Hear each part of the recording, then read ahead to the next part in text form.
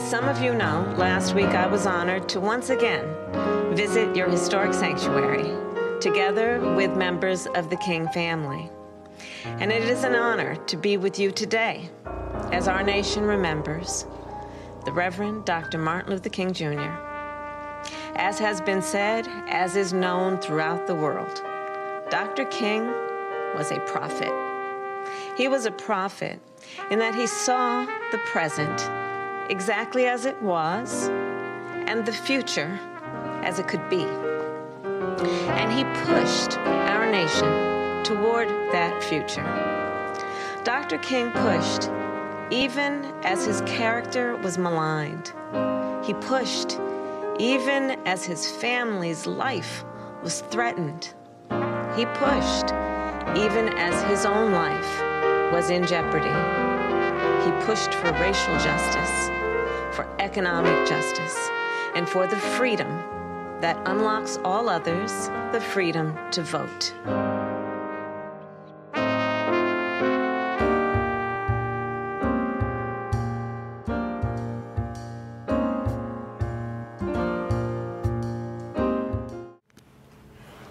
Good afternoon. My name is Curtis Burrows, and I am the president of the Rose Lambda chapter of Alpha Phi Alpha Fraternity Incorporated, seated in Canton, Mississippi. Today we come together to celebrate the birth of our brother, Dr. Martin Luther King Jr., and to recognize the tremendous contributions he made to our society and to the world. We're also here to recognize some smart students from Canton High School who were challenged with submitting an essay discussing how they feel Dr. King would respond to Kamala Harris being the first woman and person of color to be selected as Vice President of the United States. I had the honor of reading some of the essays, and I must say each of them were outstanding. On behalf of the brothers of Rose Lambda, we want to thank you for joining us today.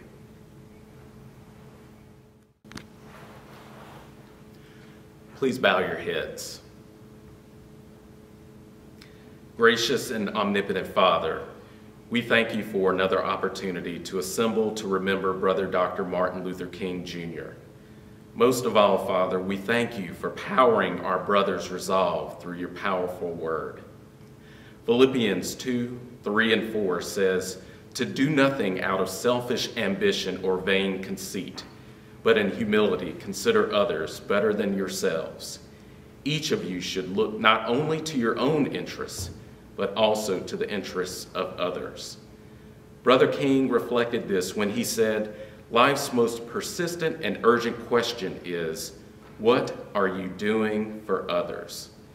So as we navigate the COVID-19 pandemic, face challenges to the right to vote, and work to reduce violence in our cities, let us find ways to serve others and answer your charge. We ask that you bless this program and our mission forevermore. In Jesus' name we pray. Amen.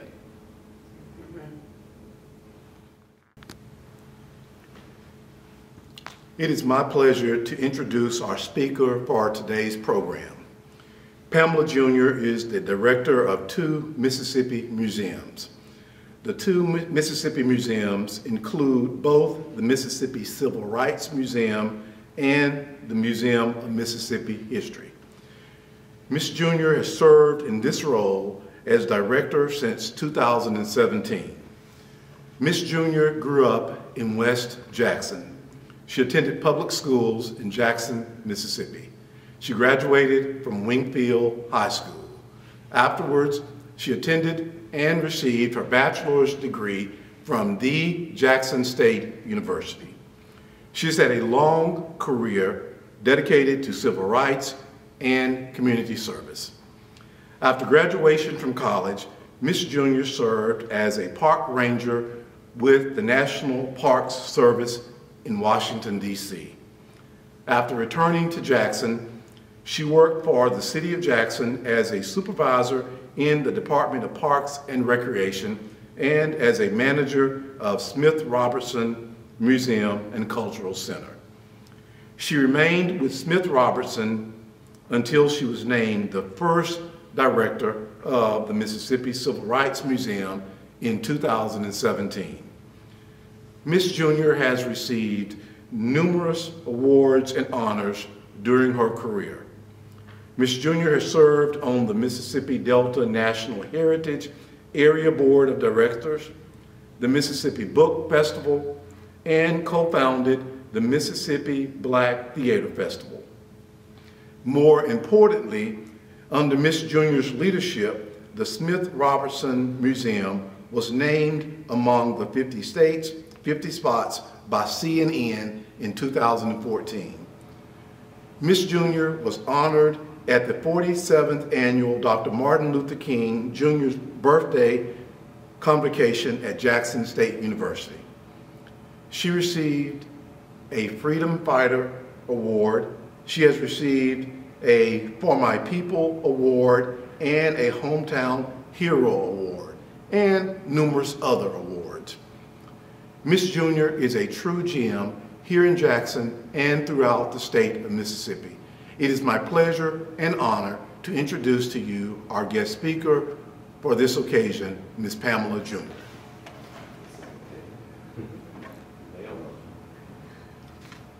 Today, I bring you greetings from the Department of Archives and History, directed by Katie Blunt, and from the many elite members who make my job easy as director of the two Mississippi museums.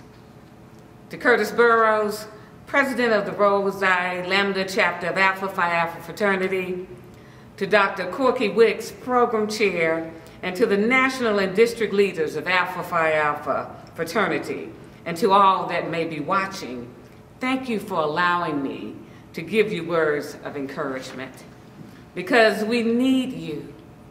The battle has just begun. We need your minds, we need your strength, we need your will to be ready to fight a fight bigger than all of us. Darkness cannot drive out darkness, only light can do that. Hate cannot drive out hate, only love can do that. Today, I've come to you as a messenger about the many lights that came into the state of Mississippi.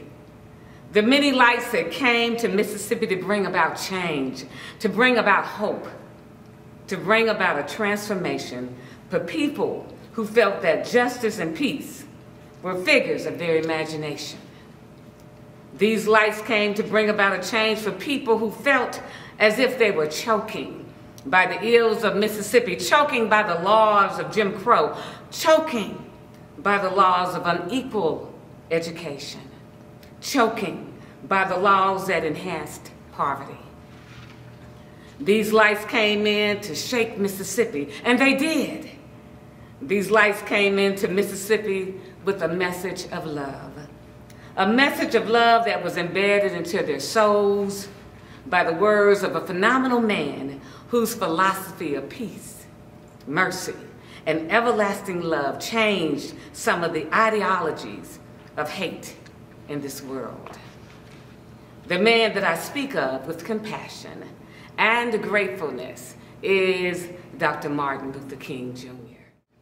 A man who believed in the words of God, a man who believed if we kept trotting, if we kept moving up that mountain just a little bit higher, a man who believed that if we can make our brothers understand that the freedom of one man's help to free all men, and that the victory would not be for one particular group of men, because there is victory, but the victory would be for all men. August 28, 1963, Dr. King spoke about his vision, a vision of freedom ranging from every town, from every city, from every state, and from every mountaintop. His vision of truth and love had everyone who witnessed him speak to be fired up and ready to go. Even today, when we hear any of Dr. King's famous speeches, we stand just a little bit taller. We become emotional hearing his melodious voice, and we reflect on what he and others did for our freedom. Now, if you will allow me to call on you from wherever you are to repeat this word that many bled and died with, this word stamped to their beings, this one endearing word that defines all of our martyrs. That word is sacrifice. Now, while you're watching or listening, please repeat this word: sacrifice, sacrifice, sacrifice. The word sacrifice means the act of giving up of something, the act of giving of yourself. Let's say that again. The act of giving up something, the act of giving up of yourself. This man, Martin Luther King Jr., and many others gave of themselves the ultimate sacrifice. Question: would you lay your life for a cause bigger than yourself? A cause that you may not see the fruits of your labor. Now think about it. You would lay your life down for your family, for your friends. But is there a cause that you die for? As a small child running around the streets of West Jackson in 1968, I remember that April day like it was yesterday. My grandmother Ethel sitting and weeping and mumbling, why? Now, I'm about 10 years old and I'm emotional because my grandmother is physically distraught. I try to comfort her from all the pain that I see that she's in. I keep questioning her, asking, "What's the matter, Mama?" Finally, with the look of sadness and disappointment in her eyes, she says to me that our leader has died, that this great man of wisdom for our people has been killed. I pulled on her shoulders and asked, "Who, Mama, who?" She looked at me, took her glasses off and wiped the tears from my eyes and said, "Dr. Martin Luther King Jr., our leader, has been killed." The phone started to ring. She answered, and after each call, she said, "What are we going to do? Who will lead us to the promised land? How do we move forward without our Moses? What are we going to do?" And 54 years later, since his death, we gather together to give tributes. We have programs celebrating his accomplishments, giving accolades on his birthday. But the question still remains. The work still remains. We continue to ask ourselves the question, what are we going to do?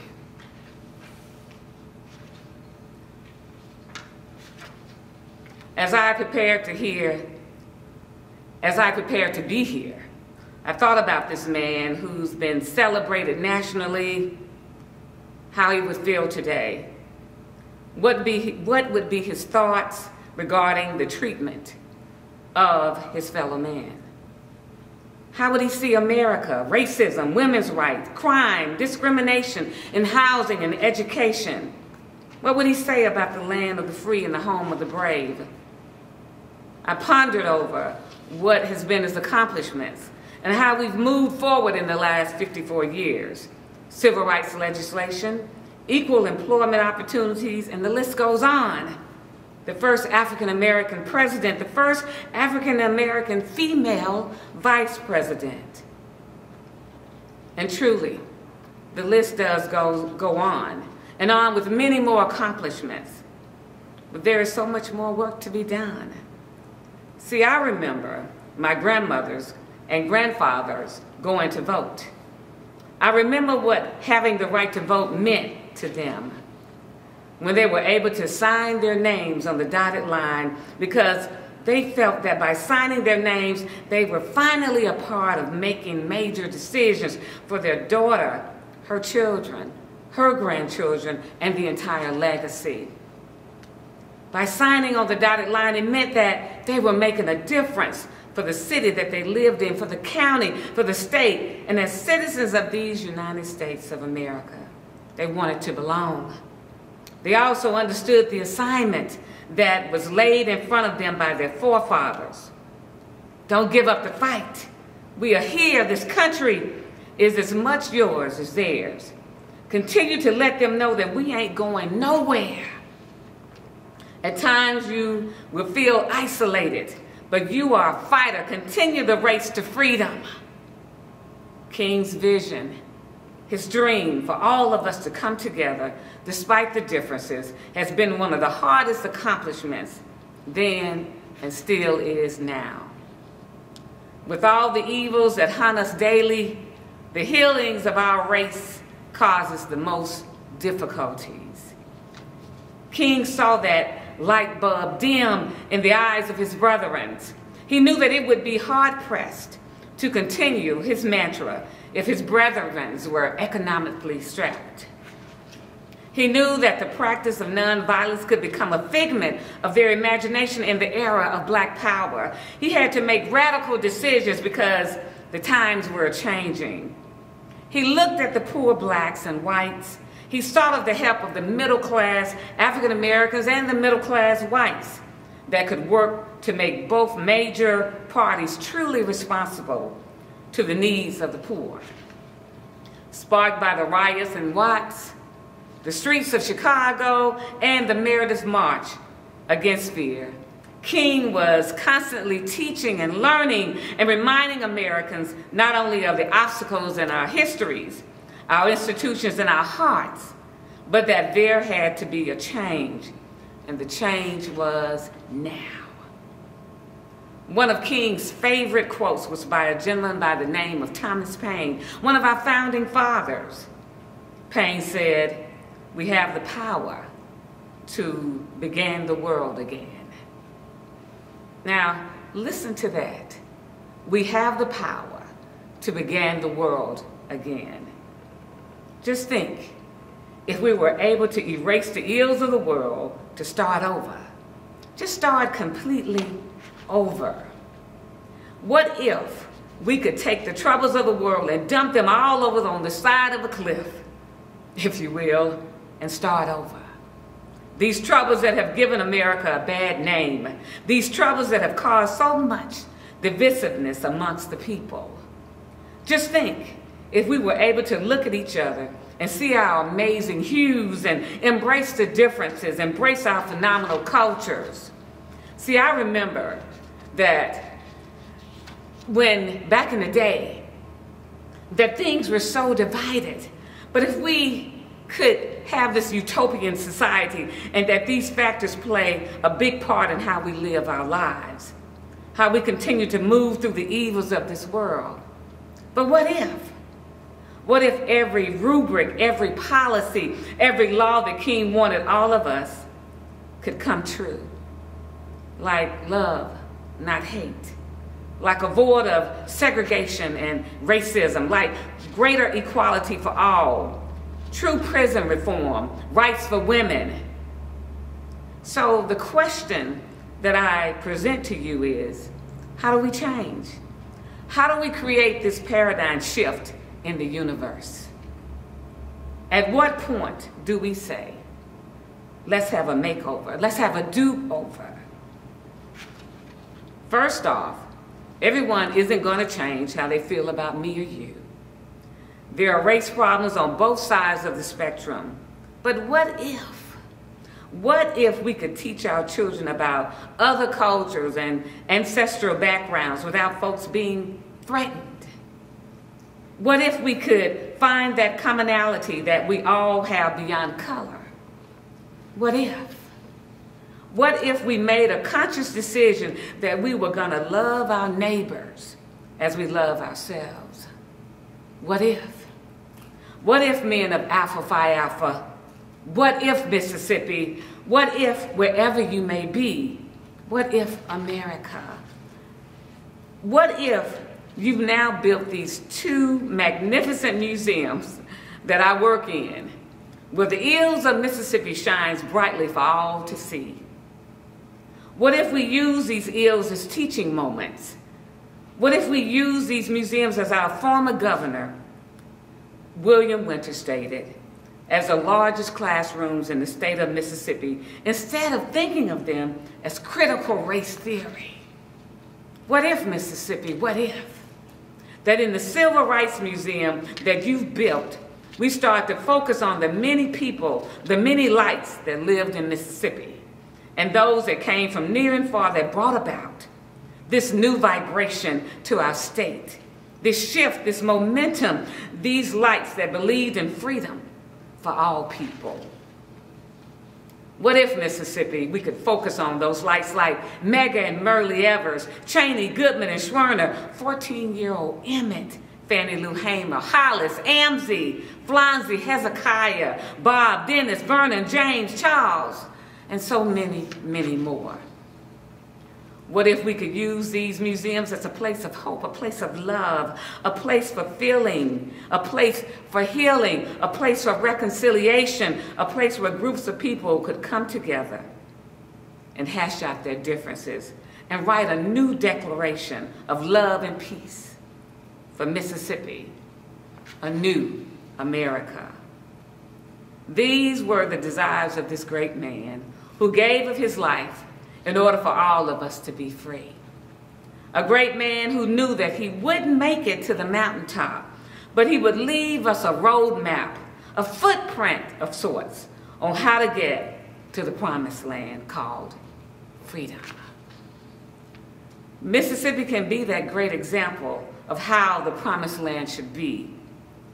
Dr. King has gone on to glory to be with God, so it's up to us. One of his last books that he wrote was written in 1967, a book that advocated human rights called Where Do We Go From Here? Chaos, Our Community. A great read with information so poignant in today's society.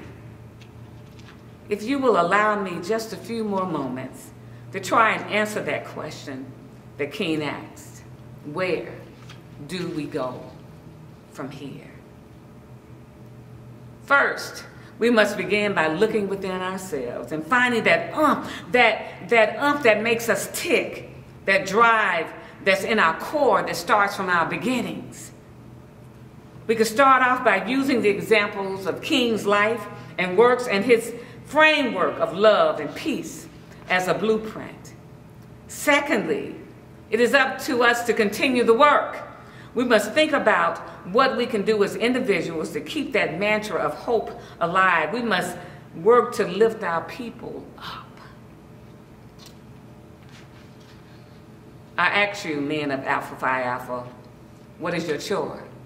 What is your lot? What is your charge? Those young people back in the 50s and 60s that listened to every word that the giants of the civil rights movement poured into them, gave them that oomph to fight.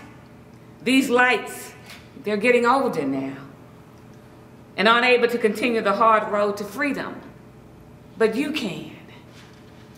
And thirdly, my question to you, how are you helping in your community?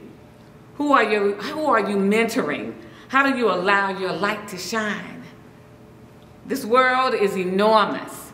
Find your place and center yourself on the solid rock. I leave you with the words from this famous man who was assassinated on April 4th of 1968. A man whose words continue to resonate with the masses, a man who our children's children will know and will be celebrating way after we are all gone. If you will allow me to take you back to April 3rd of 1968, to the Masonic Temple Church of God and Christ headquarters located in Memphis, Tennessee, the night before he was assassinated. People who witnessed the words noticed that he stared without any fear. He stood straight and he looked into the audience. The words poured from his being and quenched the thirst of the many who were there. He said, "Let us rise up tonight with a greater readiness. Let us stand with a greater determination. And let us move on in these powerful days, these days of challenges to make America what it ought to be. We have an opportunity to make America a better nation. And I want to thank God once more for allowing me to be here with you." It's up to us, lights. How do you make your light shine? How do you shine when the tunnel is filled with darkness? Because we're coming upon some dark days again, lights. Only light can get you out of darkness. That light is you. That light is you. That light is you. And if you allow me to just pour this song into you that was sung to me as a little girl at Mount Nebo Baptist Church. And I didn't understand that song because the only thing I knew was that I was in BTU and they gave us a candle. But if you allow me to sing this little light of mine, I'm gonna let it shine. This little light of mine, I'm gonna let it shine. This little light of mine, I'm gonna let it shine. Let it shine, let it shine, let it shine. We all have that light. Martin would want us to use it. Go forth and use your light. Thank you so much.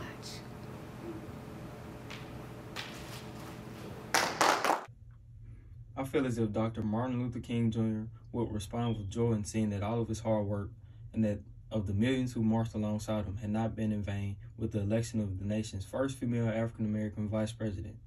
He would say this is a great beacon of hope to millions of African Americans. Perhaps he would say finally America's promissory note was a check that could be cashed even though the account was still in need of additional funding to tackle a host of other problems America still faces.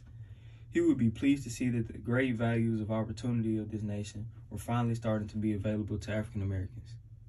I believe while he would be pleased with the election of Vice President Kamala Harris, he would be alarmed to know that 59 years after giving the I Have a Dream speech in 1963, that we still can't cash that check that he hoped would give us upon the demand of riches, of freedom, and the security of justice.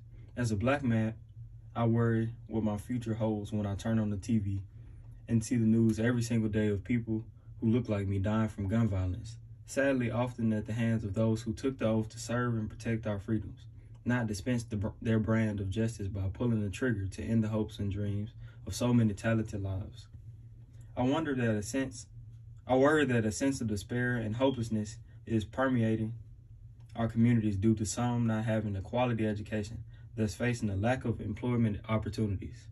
Often we see an increase in African Americans committing crimes against each other while living in communities surrounded by liquor stores, guns, and drugs flowing freely.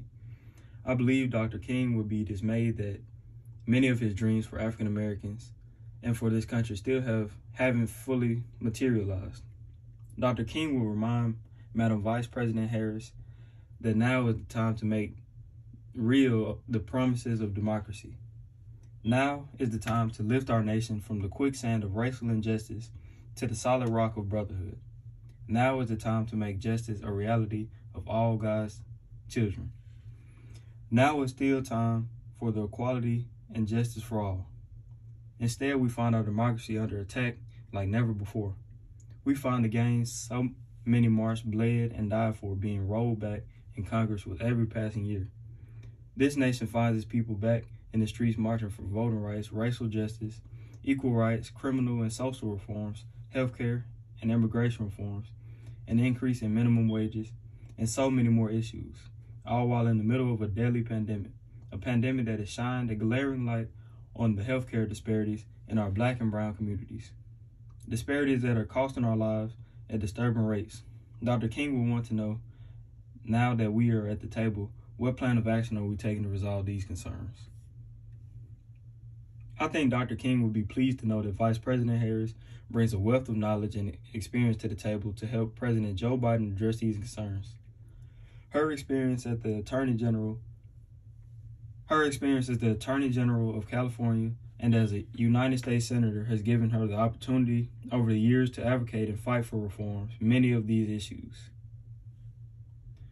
The nation cannot return to business as usual. Just like in 1963, the whirlwinds of revolt will continue to shake the foundations of our nation until the bright day of justice emerges.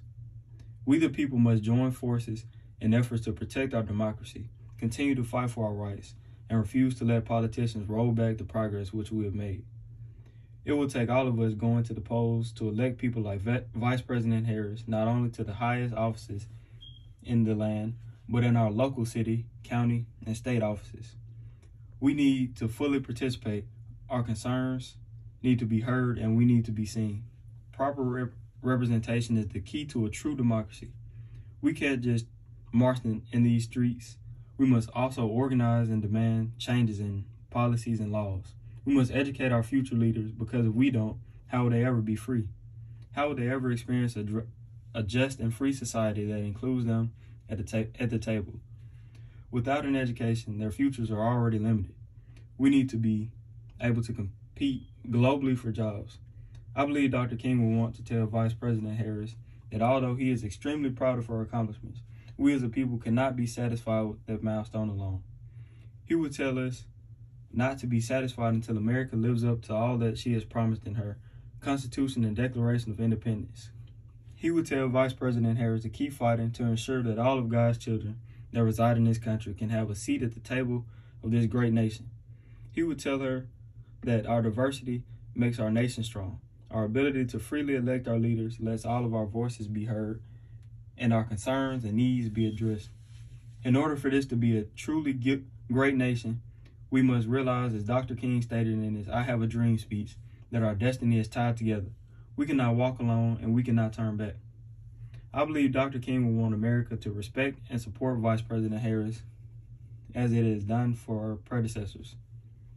Once the campaigns and elections are over, and the people have spoken at the ballot box on who they want to lead the country, then we should put our political differences aside and work together to solve problems, not continue to be devised and fight each other and create new problems. Dr. King had faith that we would be able to transform the jangling discourse of our nation into a beautiful symphony of brotherhood, that we would be able to work together, to pray together, to struggle together, that we would be able to sing with new meaning, my country 'tis of thee, sweet land of liberty, of thee I sing.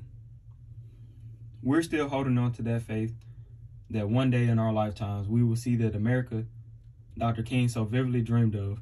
While I'm grateful so many things have improved, I realize so many things still need improving. Who would have ever thought in this day and time the nation will witness a police officer kneeling on the neck of another human being who happened to be African American until he choked the life out of him in broad day, with bystanders not only recording him but begging him to stop? Who would have ever thought an African American teenager would be considered a threat and gunned down by simply wearing a hoodie or jogging in a predominantly white neighborhood? Who could have ever dreamed the nation's capital would come under attack and be ravaged at gunpoint by his own citizens while lawmakers and the Capitol Police fear for their lives? Who would have ever dreamed that the media would come under attack and be called fake news by a sitting president in a country that touted freedom of the press as an important key to a healthy democracy? I believe Dr. King would tell Vice President Harris to keep fighting, stay focused, and keep her eyes on the prize. Stay woke. As an African American male, I too have dreams. One of them is to simply wake up tomorrow, stay free in this land, own a home, and be able to live bravely inside of it without fear of racial injustice. I am still dreaming of waking up in the land of the free and the home of the brave. I am still carrying the torch with the hopes and dreams of my ancestors. I am still keeping the faith because I know I cannot turn back. I cannot be satisfied. I must keep being a positive light. I must not only dream but act to make my dreams and the dreams of those that come behind me a reality. We must never forget our ancestors paid a heavy price for the freedom so we enjoy today. We must continue to create opportunities for future generations so we will see more vice presidents and other office holders who look like us. We shall indeed overcome one day. Thank you. Dr. Martin Luther King Jr. once said, if you can't fly, then run. If you can't run, then walk. If you can't walk, then crawl. But by all means, keep moving. In his speech, What is Your Life's Blueprint?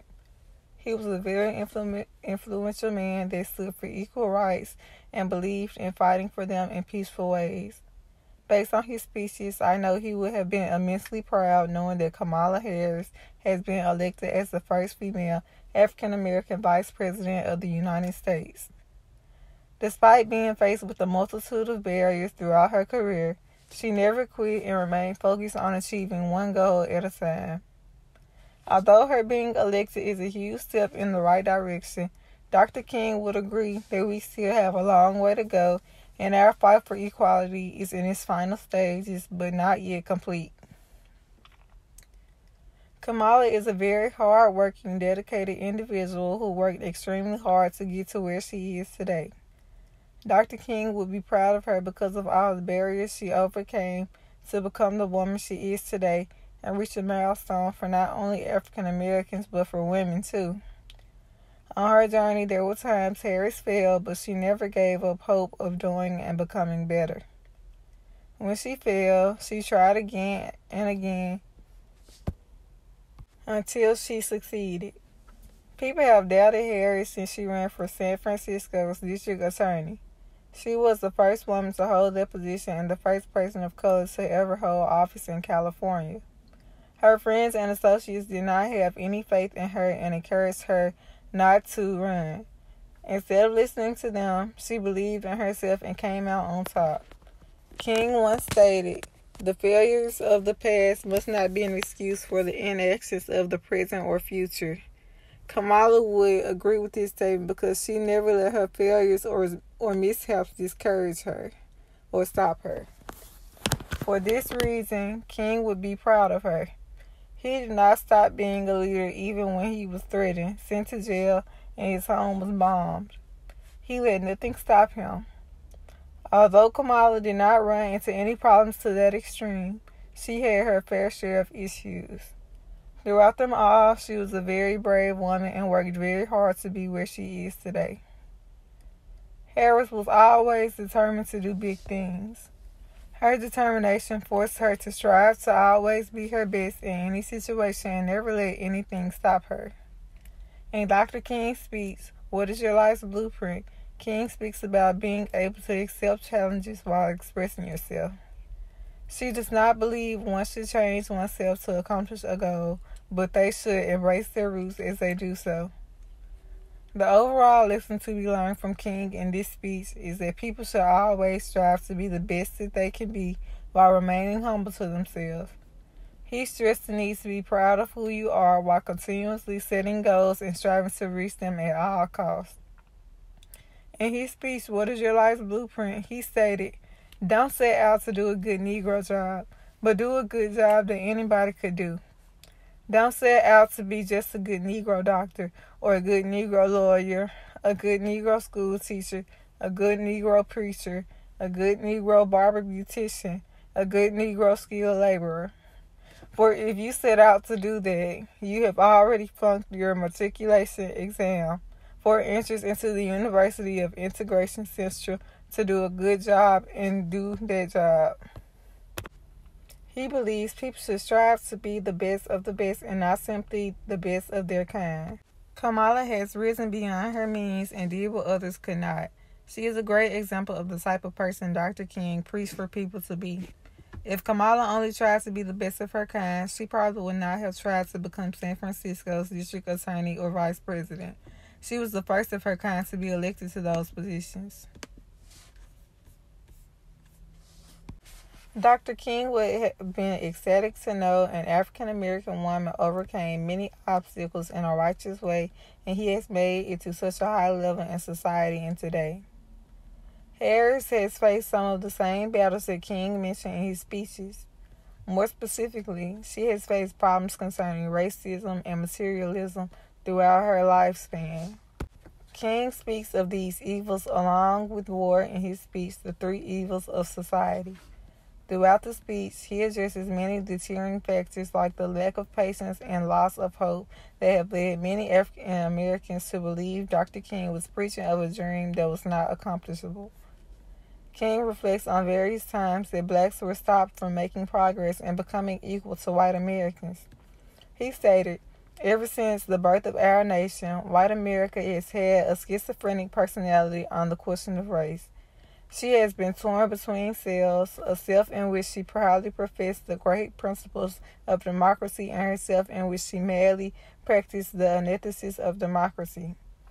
This tragic duality has produced a strange indecisiveness and ambivalence toward the Negro, causing America to take a step backwards simultaneously with every step forward on the question of racial justice. He means America accepts black people when their presence is beneficial to them. Even when they present their helpfulness and meaningfulness, they still face discrimination and hatred. At this rate, the fight for equal rights will be extremely prolonged because the fight will be regressing at the same rate it is progressing. Until all people are seen as people and not judged on skin color, but by their abilities, America will never be able to reach its ultimate level. Harris has proven to be a great leader and role model. She has displayed herself as a true fighter that cannot be easily swayed. Once her mind is set and she is focused on a certain goal, she will take all the necessary steps to attain it. Dr. King was just like her. He was driven to spread his word and preach to inform his people on what they should do, reach the same level in society of the people that were viewed as more than them.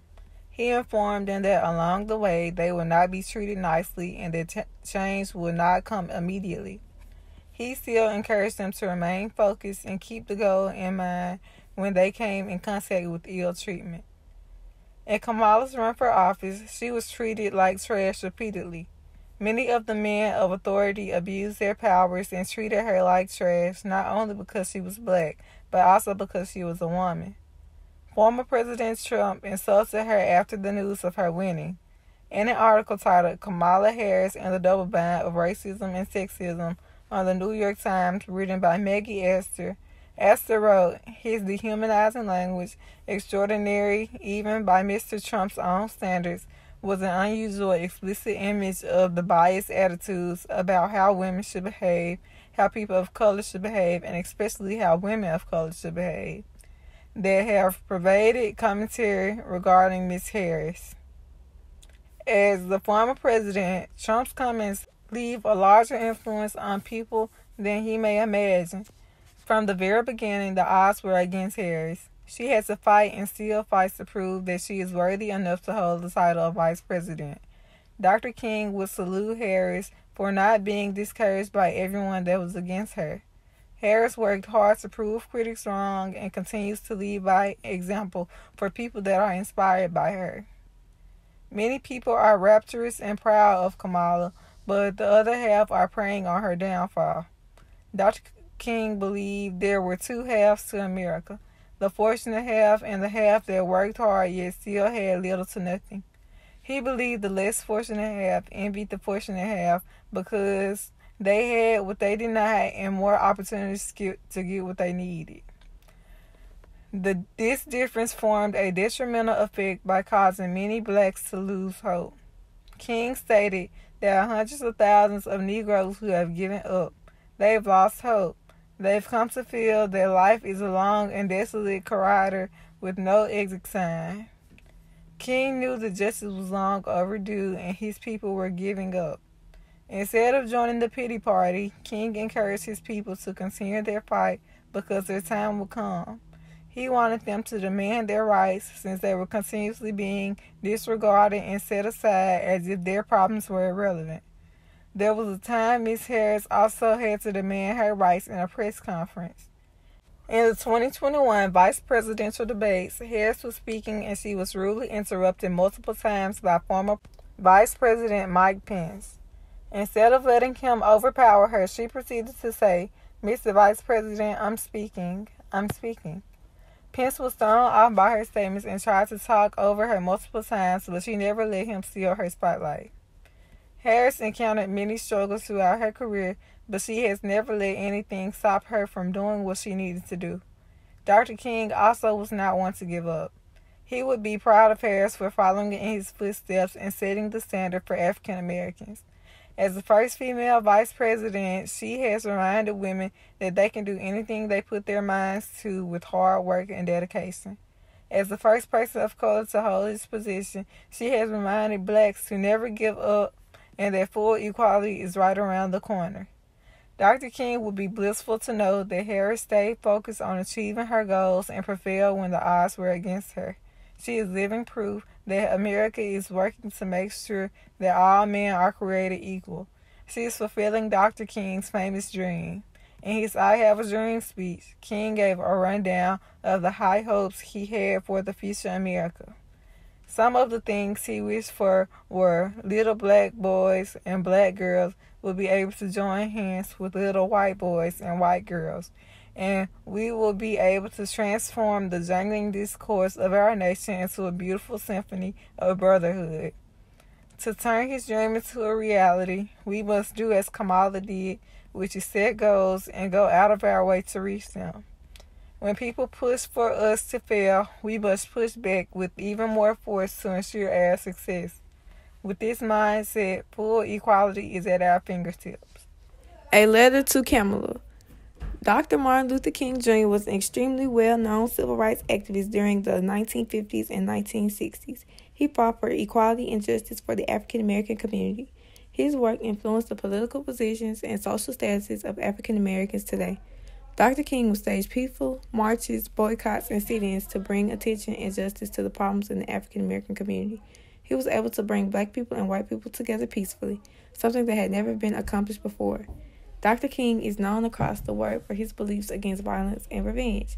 His fight for the African American right to vote was successful, and the progression for African American equality continued even after his assassination on April 4, 1968.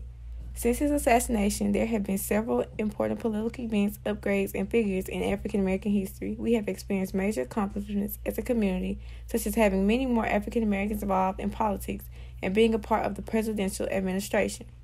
Individuals such as Shirley Chisholm, Colin Powell, and Condoleezza Rice all had important positions in politics, paving the way for more black faces to enter the world of politics. Not long after those figures, African American President Barack Obama and a female African American Vice President, Kamala Harris, made history by becoming the first African Americans to the highest positions in the White House. I believe Dr. King would be very proud, elated, and astonished with what has been accomplished since his time as an activist during the 1950s and 1960s. He would be brimming with joy and beaming with pride. I also think that because of the segregation in African American history, he would be surprised that America voted for her in the election. During this time, it was not common that there were female politicians, let alone activists. He would be ecstatic. In the 1960s, there were several assassinations of political figures, several bombings of churches, and hundreds of civilians that were either injured or lost their lives. Even through all of this violence and hateful activities, Dr. King still enforced his nonviolent ways to the civilians of America. He exclaimed to the people that you could not fight hatred and evil with hatred and evil. The selection and election of Vice President Kamala Harris is an unforgettable moment in African American history. Vice President Harris is living proof that Dr. King's time and dedication as an activist did not go to waste, and that the African American people have equal opportunities in politics. If he were alive today, here is what I think his letter to Vice President Harris would say. Dear Kamala, it is a proud day in America for African Americans. You have made history, and I am glad that we have a phenomenal woman like you representing our country. I cannot nearly express the emotions of joy I feel for this accomplishment. Not only are you the first female vice president, you are the first African American female vice president. I am glad that my children and their children have grown up to witness that change can be accomplished. Kamala, you have proven that hard work, patience, and dedication is effective when overcoming racial barriers and breaking them. Although this is a great accomplishment in history, the fight against racism is not over. For years, I had to question myself and ask whether or not America would have a change of heart, and have the courage to allow equality into this political society. You have paved the way for people of color in politics. You have paved the way for African American success in general. I am glad that I am writing a letter of congratulations to you and not one of grief or struggle. As I congratulate you, I also hope to give you encouraging words of advice, and reflect on the hardships and difficult times of the past. Through the years, I have written hundreds of speeches and spoken to thousands of people. The purpose of my speeches were to spread peace and bring attention to the racism in America.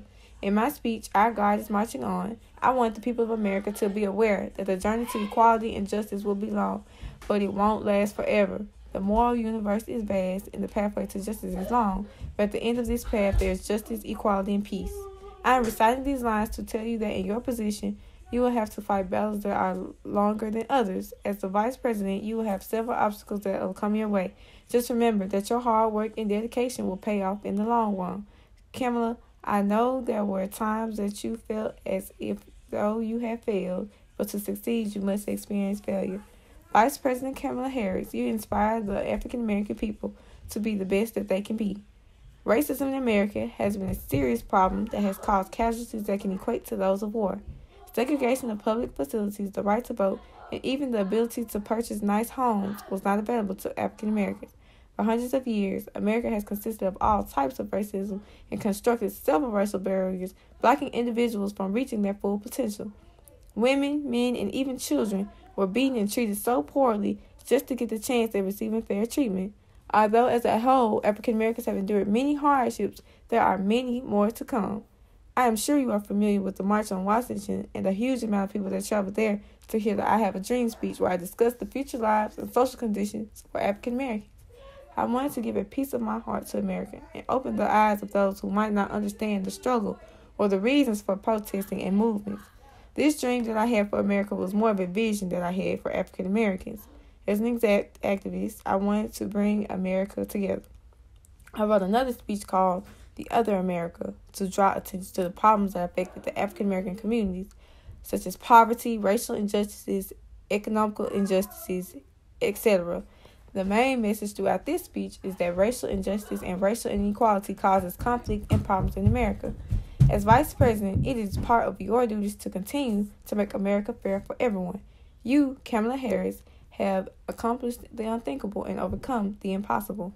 I am certain that there will be hundreds more of diverse women and men that enter into politics after you. Your campaign alone, I am sure, gave millions of minorities the courage to change America. Succeeding is no longer a dream for African Americans. You, Kamala, have made those dreams a reality. Finally, I would like to give you a final congratulations and personal thank you for representing the African community with dignity. I encourage you to continue proving that diversity and new changes in politics can have a positive impact in America. I encourage you to always do the right thing, no matter how unpopular or uncomfortable the decision may be. I encourage you to always be the voice and speak up for the American people.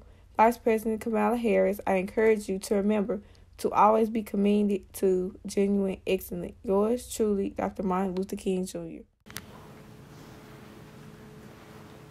Thank you, Ms. Junior, for those very relevant remarks.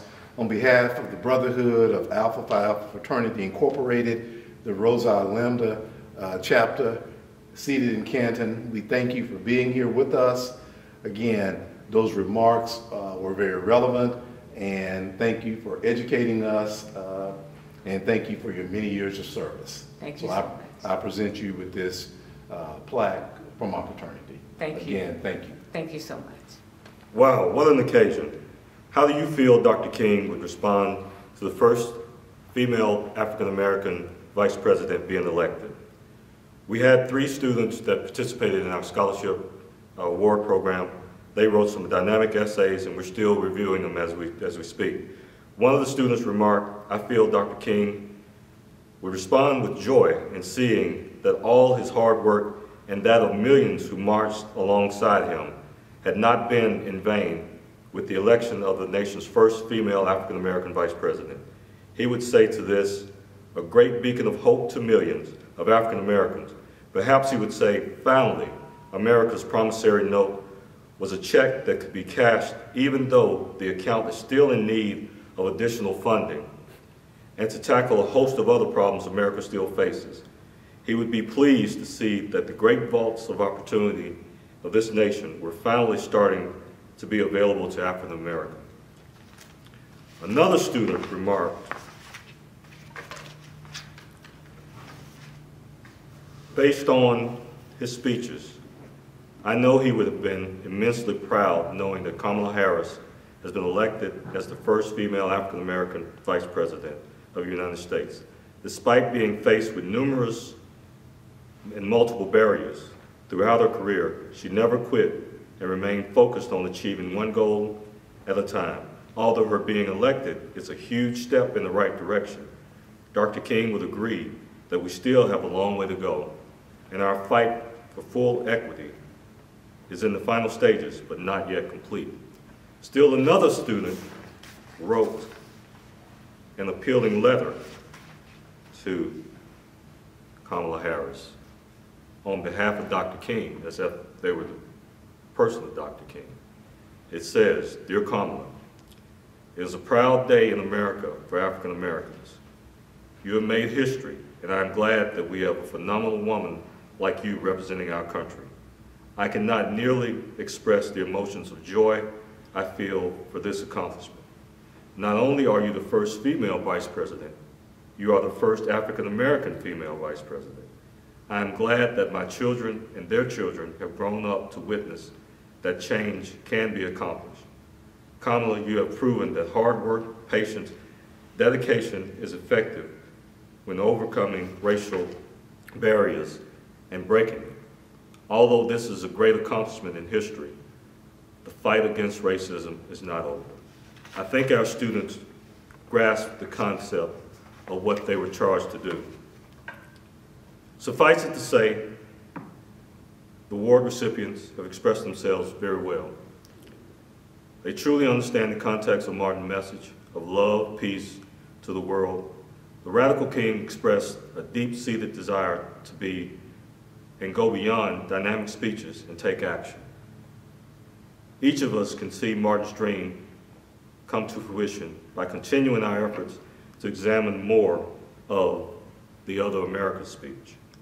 There are so many parallels to 2022, even though this speech was delivered in 1968. The challenge for us is to continue to hold America accountable for his promise to be the land of the free. Thank you so much for joining us today. Go in peace and stay safe. Go forth and let your little light shine. Thank you again.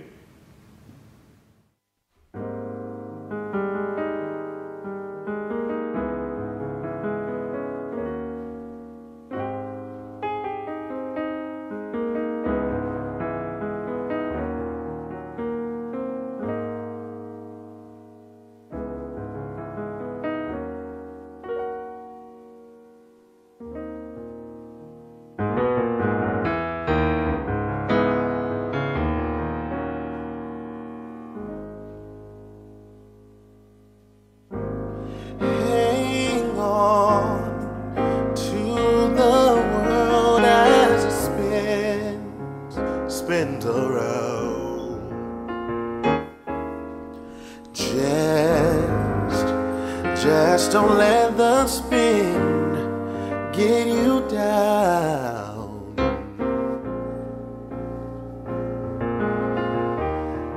Things are moving fast. Hold on tight and you will last. Oh, keep your self-respect. All we say to America is be true to what you said on paper.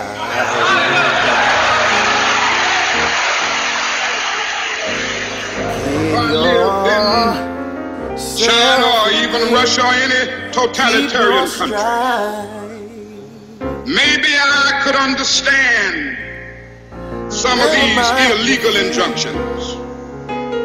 Maybe I could understand the denial of certain basic First Amendment privileges because they haven't committed themselves to that over there.